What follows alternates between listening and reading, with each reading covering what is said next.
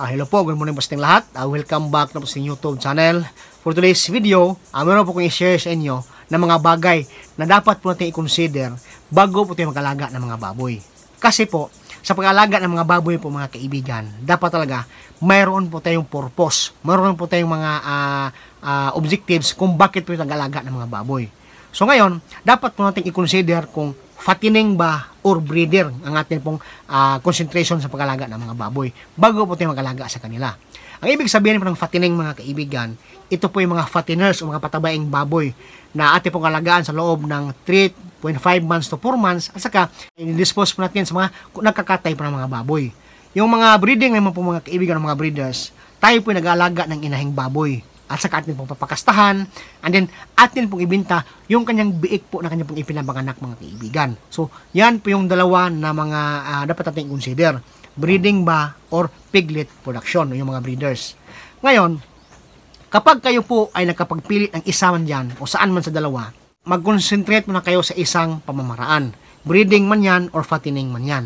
Para kapag kayo po ay naka-adjust na doon po sa pag-alaga ng fattening o kaya naka-adjust sa pag-alaga ng mga piglet production, pwede na nyo pong pagsabayin yung breeding at saka fattening.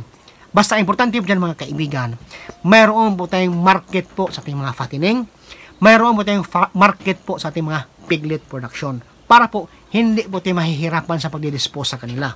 Kasi minsan yung iba kasi sila po yung nag-aalaga ng baboy, pero yung baboy po ay mahirap po i-market sa kanilang lugar. Yung mga biik po ay mahirap po i-market po sa kanilang lugar.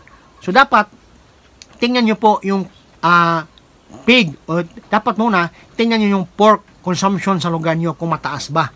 Kung mataas po yung pork consumption sa lugar nyo, at saka marami pong mga panahon na mayroon pong mga selebrasyon na kumakatay ng mga baboy, dapat mag-aalaga po kayo ng mga fattening. O kaya naman po yung mga biik po na ibinibintan yung mga kaibigan. Kasi po, alam nyo po kung saan po sila i-dispose. Mahirap na po sa pag-alaga ng baboy kapag yung market o yung pag-dispose ng ating mga biik o mga patabayang baboy mga kaibigan ay mahirap po silang i-dispose. Yan lang po ang problema natin. Pero kapag mayroon po tayong market sa kanila at saka hindi po tayo mahirapan sa pag-dispose sa kanila, pwede po tayong pagsabayin yung breeding at saka yung mga fattening po mga kaibigan. So yan po ating vlog ngayon. Maraming salamat po sa inyong panonood. Happy farming po mga kaibigan. See you next time. Bye-bye.